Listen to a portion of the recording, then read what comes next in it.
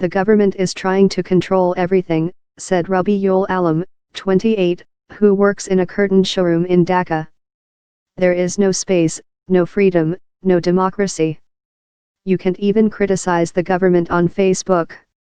Alam, who is a voter in his hometown in Barishal, in southern Bangladesh, said he would vote for the first time this year, for Khaleda's Bangladesh Nationalist Party, BNP. Analysts say such views are on the rise around the country. The protests, which saw students directing traffic for days in the choked streets of Dhaka, demanding to check drivers' licenses and vehicles' roadworthiness, have put Hasina and her ruling Awami League on the defensive in the run-up to an election she was widely expected to win. The protest was spontaneous and non-political, said BNP Secretary General Mirza Fakhrul Islam Alamgir. The students have showed us the state is in need of repair. The government has blamed the BNP for inciting the students. To quell the protests, Hasina announced compensation to the victims' families and the government agreed to raise the maximum jail time for rash driving to 5 years from 3.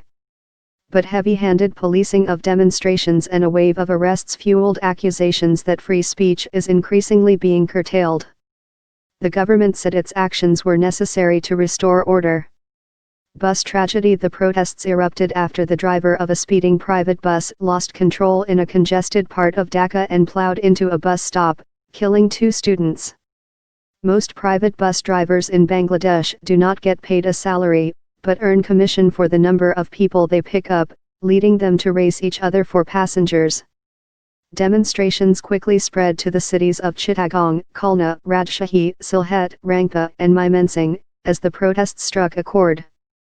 Hasina's government, which began her term in 2009 cracking down on Islamist groups and sending top leaders to the gallows for war crimes during the 1971 Independence War, is seen by some as increasingly high-handed after nearly a decade in power. In February, a court handed Khaleda, a 2-term prime minister with whom Hasina shares a long and bitter rivalry, a 5-year sentence for corruption, charges that she says are part of a plot to keep her and her family out of politics. In recent months, Hasina has faced criticism that her political opponents are being swept up in the ongoing drive against militancy, corruption and drugs, which has also seen security forces accused of overstepping the law. The police's response to the protests, by firing rubber bullets, water cannons and tear gas at unarmed students, has drawn international criticism for the government, including from the United States and United Nations.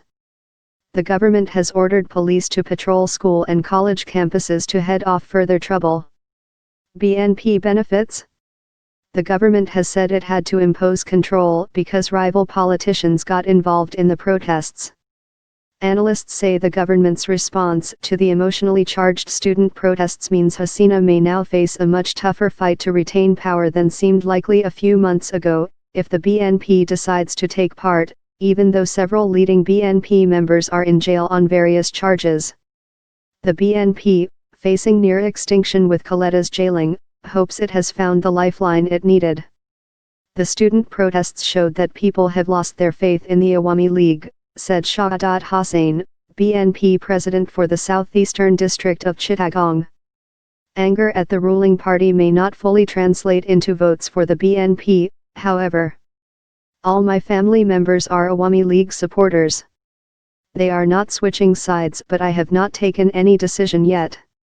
But I am not going to vote for the BNP either.